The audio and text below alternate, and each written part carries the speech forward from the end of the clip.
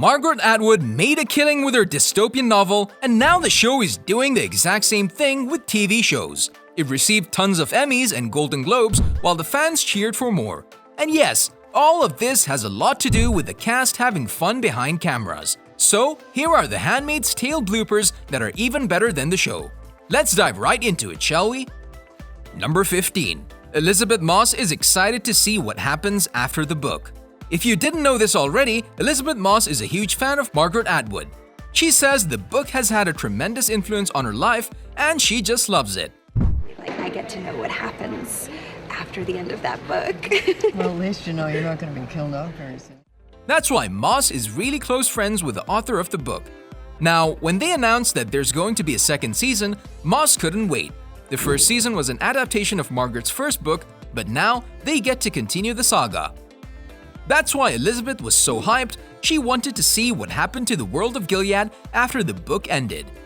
Number 14. There's a lot of dancing on the set. If you think the cast is having a terrible time on the set of the show, then you're mistaken. Even though Gilead is gray and gloomy, the actors find a way to bring a little light into the darkness. And what better way to do it than by dancing? That's right, there was a whole montage clip where everyone on the show was dancing. From the ants to the handmaids to the high-ranking government officials, they were all dancing their asses off. Literally. Number 13. The creator of the show does the watercolor paintings on the set. When Yvonne gave The Hollywood Reporter a tour behind the stage, she told us a little secret.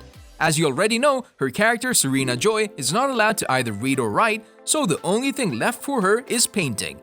But you know what? The paintings weren't made by the actress, and no, they didn't hire a special painter to do them for the show. The creator of the show, Bruce Miller, is an artistic soul, so he actually drew all of those paintings himself. We have to say, these look really good. Number 12. The director didn't know if this shot would work. Let's face it, directors have one of the toughest jobs on the planet. They have to smash that like button just like you should do if you haven't done so already. But no, what the directors really have to do is come up with ingenious new ways of shooting the scene. You know what this scene reminds us of? It reminds us of those scenes in Stranger Things where the camera does the famous 180-degree spins. The only thing missing here is us diving into the upside-down world. Then again, how worse could it possibly get? Offred is actually in the upside down, the only thing missing are the Demogorgons. Number 11. Yvonne has a hard time navigating through the set. Because the show wants to show us that they're shooting the scenes in numerous locations, they need a pretty big set to do this. When Yvonne Strahovski, the actress who plays Serena Joy, gave us a little tour of the place, she told us that there are posters on the walls with directions. See, these signs are for people like me who still, after 5 months, don't know where we're going. And they're all over a set. Why? Well, because some of the actors, herself included, have a hard time finding the different studios. She was constantly asking the cast and crew to tell her where to go next. Number 10. Margaret Atwood had a hard time filming her cameo. When Elisabeth Moss's character Offred had to be slapped across the face by an ant, they found the perfect person to do it. You see, they were thinking about getting Margaret on the show, but they didn't know how. That's when Moss came up with the idea of including her during the slap scene. Even though she agreed, the author later said that she had a really hard time shooting that scene. She then said, "I found this scene horribly upsetting. It was too much, like way too much history." Number 9. This is where they design 90% of the costumes for the show. When you create a show that's set in a dystopian future, you can't just go out and buy a bunch of clothes. You have to create your own costumes. That's why they hired a costume designer. The lady was influenced by this book when she was a young 20-year-old woman, and she just wanted to help the show out. She even said how they had to search through all the shades of red in order to find one that would be appealing to all skin colors. And we, for one, are glad they did. Number 8. The house and furniture were specifically chosen for one purpose. The house they chose to shoot the show in was old and seemed to hide a rich history behind it. This was done on purpose. The crew thought this would allow the actors to better get into character and imagine a history that best suits them. Everything you see inside, from the hardwood floors to the furniture, they're all antiques. They hoped this would make the actors feel more at ease on the set. Number 7. This is what the caps should have looked like. First, we talked about the dilemma surrounding the dresses. Now we'll have to talk about the dilemma surrounding the hats. The initial design for the white hats looked more like a diaper than an iconic hat. They scrapped the design immediately and went to work on something that looks better. Enter the hats we've grown to know and love. Number 6. The cast wears jackets when not shooting a scene. You would assume that the show is shot in the USA, but this is not really the case. It's actually filmed in the Great White North, aka Canada. Sound a little counterintuitive, but hey, whatever works best for them.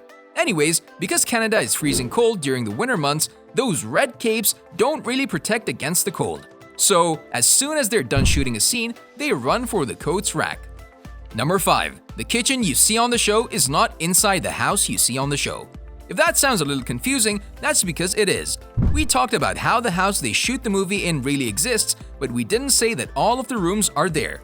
For example, the kitchen that we've seen so many times on the show is actually a studio set, and according to Yvonne, it always smells like cinnamon. They didn't really like the kitchen that was in the house already, so they made one to taste. Number 4. They have squishy walls. Of course, the kitchen isn't the only thing that's fake. For example, this brick wall is not really made out of bricks, it's just a really good mock-up. And if you actually touch it, you'll realize it's squishy. So, as a good rule of thumb, don't believe anything you see in the movies. Even the walls can be fake. Number 3. Elisabeth Moss smiling. When one reporter from ABC visited the set of The Handmaid's Tale, he didn't expect to see the actors in such a good mood. I know, I don't usually do a lot of laughing or smiling while I'm wearing this. Most of the time, I'm just upset. Yeah, about something. He thought that the atmosphere would be dark and serious, but this was not the case. Elisabeth and everyone else were smiling as they were filming the show, which somewhat surprised the reporter. Number 2. Margaret Atwood showed Elisabeth Moss a preview of her new book. We already told you that Elisabeth is a really big fan of Atwood's book. So when Margaret had her sequel book ready, the first person she showed the cover to was Elisabeth. You can have a preview. Shall we show you? You can have a look. There it is. As soon as she saw the preview, the actress lost it. We hope this was the reaction they were going for. Number 1. Yvonne Strahovski said that she wanted to hug her co-star after the intense scene of the finale. Even though her character is a pain in the butt, Yvonne is a real sweetheart in real life. She doesn't like to boss people on the set, and oftentimes she's apologizing to everyone after they wrap the scene. I find myself apologizing a lot in between takes. Do you? Yeah, sorry. But this scene was special. It was the hardest one she's ever done, and at the end, she just wanted to hug Moss. On a related note, do you think we could ever witness the creation of the dystopian world known as Gilead?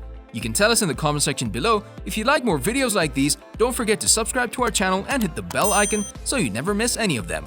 And as always, thanks for watching, guys.